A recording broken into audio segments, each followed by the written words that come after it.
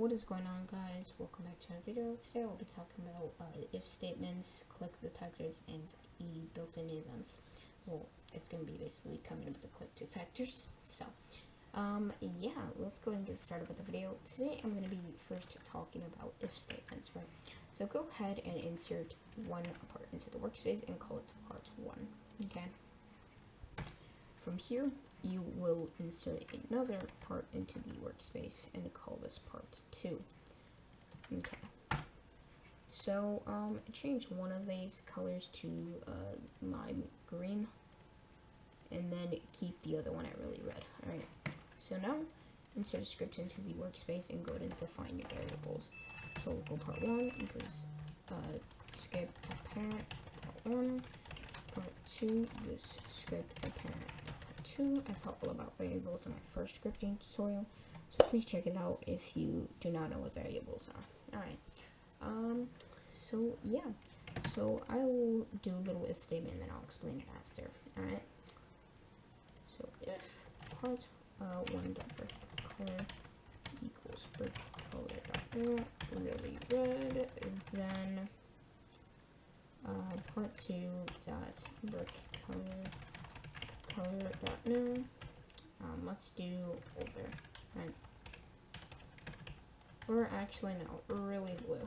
I'm feeling more really blue today. Not literally. Print condition is true. Okay. So here, we're doing if. So think of if statements like if I'm hungry, I'm gonna go get something to eat. If I'm thirsty, I'm gonna go get a drink of water, or something like that, right? So we're basically checking if a condition is true. So we're going to the script by doing part 1 dot brick color.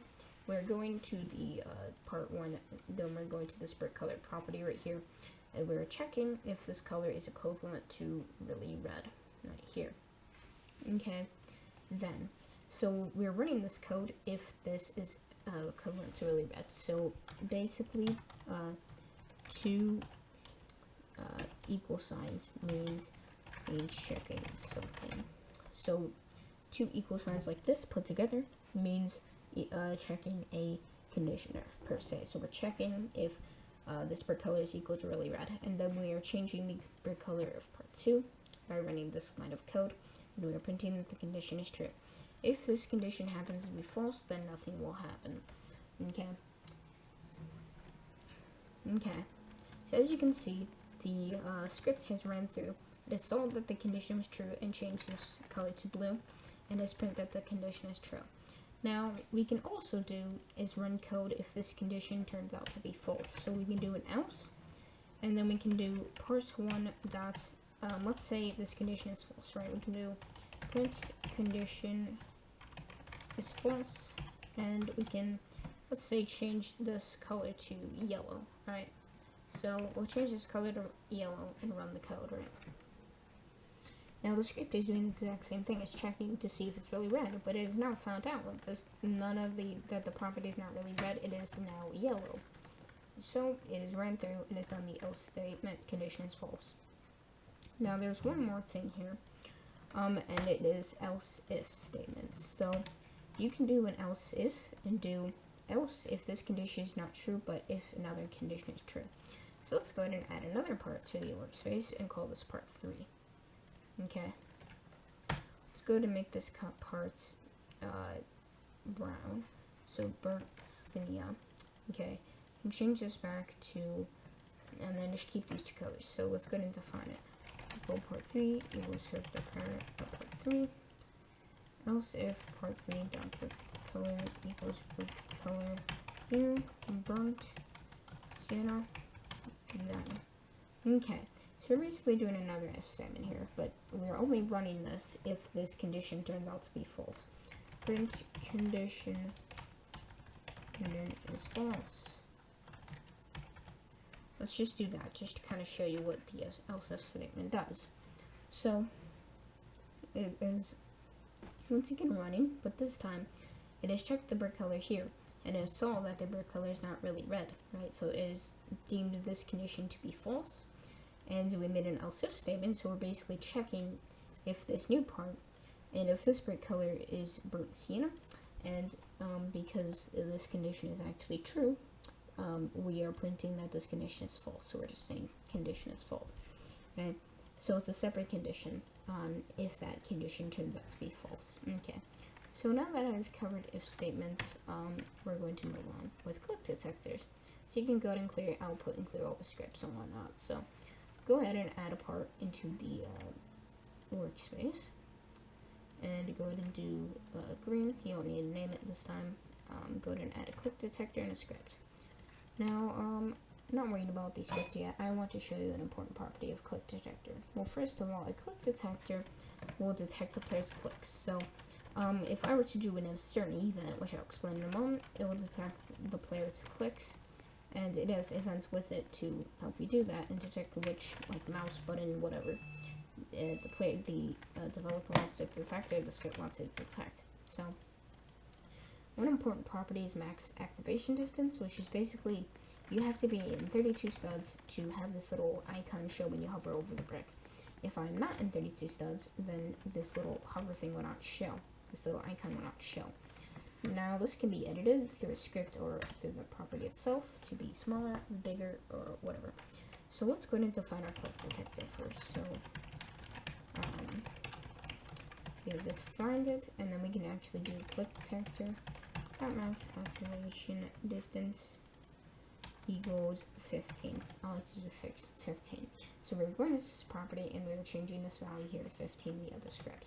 Okay, so let's go ahead and do click detector.mouse click, and now we're going to basically connect it to a function. Okay, so basically we're registering a function to call each time an event is triggered. So it's like a connection per se.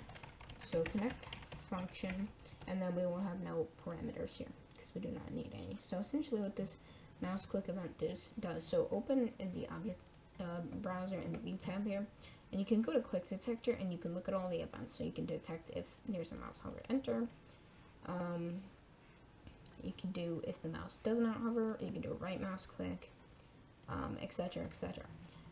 I'm going to do the traditional mouse click where the player left clicks on their mouse, right? So anyways, from here, you can do whatever code you want. So for me, it's just going to be brick has been clicked, right? So the script is, whenever I click, that event will fire, and the script will run whatever code inside the event, okay? So each time I click this brick, it will print that the brick has been clicked, okay? So now I am going to scale this brick some more, okay? And I'm going to paint it really red, and I'm going to make this a door, okay? Let's call this door, okay? So now we can just define this door by just saying script.parent, okay? So now this is where the if statement comes in handy. So if I were to just do door.transparency equals let's say 0.7, door.color.inner, lime green, and then door.can_collide equals false. Yes, the door will open, but we won't be able to close it, right? So this is where the if statement comes really handy. So we'll open, right, but we can't close it, and it's not anchored. Lovely. So let's go ahead and do door.anchor equals true. Okay. Anyways, so we can't close it, right? And this is where the if statement comes in, so we can actually check this transparency property and use it accordingly. So simply we can do if door.transparency is equal to 0, and then we can simply open the door equals 0.7, door.can_collide equals false, and then simply do door.brick color equals brick color not really lime green. Whoops.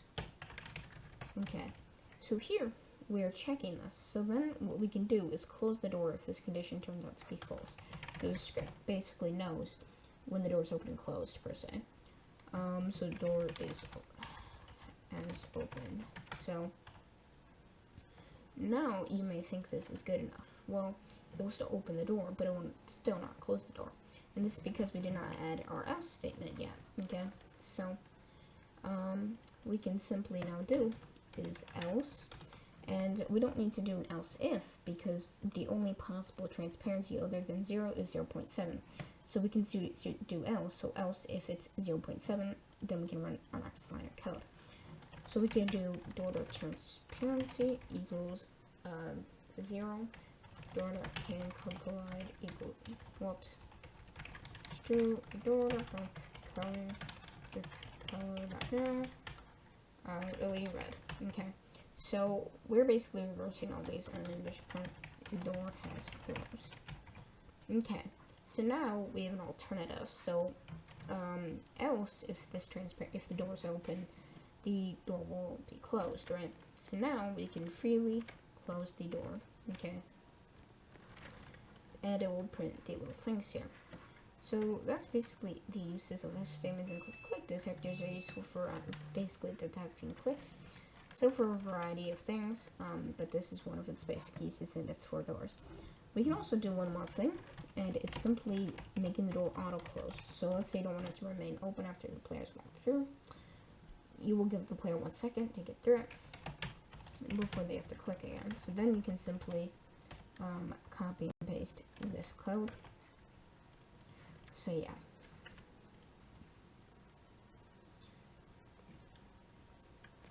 Okay. So now, after 1 second, the door will close by default, but we can still close it by clicking it. Excuse me. Alright. So yeah, let me know on Twitter if you have any questions. Please like and subscribe. Comment if you want more content like this, and enjoy. Goodbye.